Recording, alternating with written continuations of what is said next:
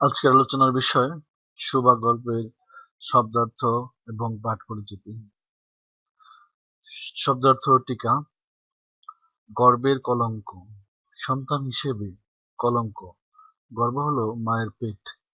যে ব্যক্তি বা বস্তুকে পরিবারের নেতিবাচক হিসেবে দেখা হয় তা হলো কলঙ্ক। মানে সুবা তার পরিবার এবং তার মায়ের জন্য একটি অপদার্থ সন্তান, কারণ সে বাক প্রতিদ্বন্দ্বী, তাই তাকে গর্বের কলঙ্ক হিসেবে এখানে দেখা হয়েছে। সুশীল, সুদীর্ঘ, পল্লব বিশিষ্ট। সুদীর্ঘ যা অতি দীর্ঘ, নতি দীর্ঘ যা বেশি দীর্ঘ নয়। বড় পাতা বিশিষ্ট বা দীর্ঘ হলো বড়। সুযুক্ত হয়েছে বড়কে বিষায়িত করার জন্য। পল্লব হলো পাতা, এখানে চোখের পাতা হিসেবে ব্যবহৃত হচ্ছে। ওষ্ঠাধর, ওষ্ঠ মানে ঠোঁট, অধর মানেও ঠোঁট। ওষ্ঠ এবং অধর উপরের ও নিচের ঠোঁট। ওষ্ঠ ও অধর, উপরের ও নিচের ঠোঁট ওষ্ঠাধর। ওষ্ঠাধর এটা সন্ধির মাধ্যমে হয়েছে। কিশলয়, গাছের নতুন পাতা। কিশলয় মানে গাছের নতুন পাতা। তর্জমা, অনুবাদ, এক ভাষা থেকে অন্য ভাষায় বলা বা লেখা।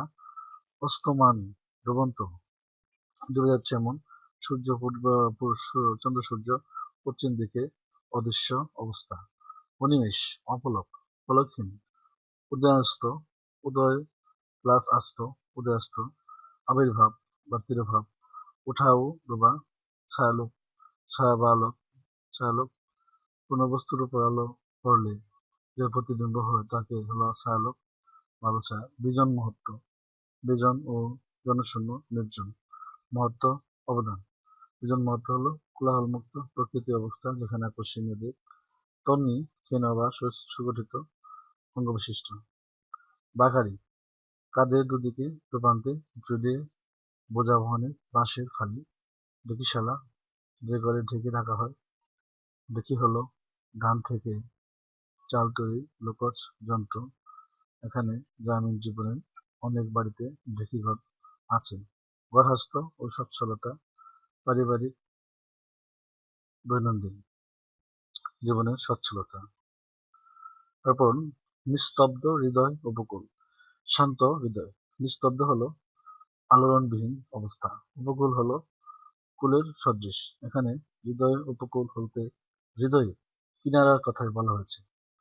ঝিল্লির, ঝিল্লি বল পূর্ণ, ঝিঝি পোকার আওয়াজ বা শব্দের মুখর। বিজন মূর্তি, নির্জন অবস্থা। বিজন হলো নির্জন বা জনমানব শূন্য, মূর্তি কোনো কিছু প্রকৃতি। বিজন মূর্তি হলো শব্দটি এখানে কোলাহলবিহীন অবস্থা বা নির্জন জনমানব শূন্য অবস্থাকে বোঝানো হয়েছে। গণ্ডদেশ, গাল। মুখ মানে বধির, বোবা। বিষাক্ত, বিষদন্ত, দুঃখ মগ্ন, বিষাদ। স্ফূর্তি শূন্য বা বিষণ্ণতা। বিষদ শান্ত হলো খুব বেশি বিষাদগ্রস্ত, তার থেকে শান্ত অবস্থা। পূর্ণিমা তিথি, চাঁদের পরিপূর্ণ রূপ হওয়ার সময়। ক্যানভারগ্রস্ত পিতামাতা, যে পিতামাতা বিবাহযোগ্য কন্যা সন্তানের বিয়ে হয়নি। কপল মানে গাল। নেত্রপল্লব মানে চোখের পাতা। শুভদায়ী, চাঁদের দ্বিতীয় দিন। সুভা গল্পটি রবীন্দ্রনাথ ঠাকুরের বিখ্যাত গল্পগুচ্ছ থেকে সংগৃহীত হয়েছে। বাক প্রতিবন্ধী কিশোরী সুভা প্রতি লেখক হৃদয়ে নিংড়ানো ভালোবাসা ও মহত্ত্ববোধ গল্পটির অমর করা হয়েছে। সুভা কথা বলতে পারে না, না মা মনে করে যে তার নিয়তি দোষ, কিন্তু বাবা তাকে ভালোবাসে, আত্মীয়তার সঙ্গে মেলামেশা বা খেলা করে না, কিন্তু তার বিশাল একটি আশ্রয়ের জগৎ হলো আছে। যারা কথা বলতে পারে না সেই পোষা প্রাণীদের কাছে এসে মুখর, তাদের খুব কাছেই জন আবু এবং বিপুল নির্বাক প্রকৃতির কাছে সে পায় মুক্তির আনন্দ। রবীন্দ্রনাথ ঠাকুর মূলত প্রতিবন্ধী মানুষের আশ্রয়ের জন্য একটি জগৎ তৈরি করেছেন এবং সেই সঙ্গে তাদের প্রতি আমাদের মমত্ববোধ উন্মেষ ঘটিয়েছেন। সুপ্রিয় ছাত্রছাত্রী বন্ধুরা, এই ছিল সুভা গল্পের পাঠ পরিচিতি এবং কঠিন কঠিন শব্দার্থগুলো। আপনারা সবাই এটা ভালো করে শিখবেন। আর এরকম ভালো ভালো ভিডিও পাওয়ার জন্য আপনারা আমাকে লাইক, কমেন্ট, শেয়ার করে উৎসাহিত করেন। Thank you. আল্লাহ হাফেজ। সবাই ভালো থাকবেন সেই প্রত্যাশায় আবার কোনো একদিন দেখা হবে। Bye bye.